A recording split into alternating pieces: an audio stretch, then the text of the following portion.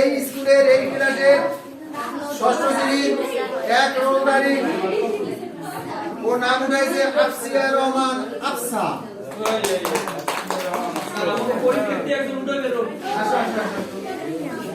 দুই রোল আসো, দুই রোল। আজকের রোল কত? কত বড় পরীক্ষার্থী? আমাদের স্কুলের বিদায়ী শিক্ষার্থী পরীক্ষার্থী কথা বলে। তোমার বাবার নাম কি? তোমার নাম কি? কথা বলে। ওটা যে হালিমাতুস সাদিয়া। হালিমাতুস সাদিয়া আছে।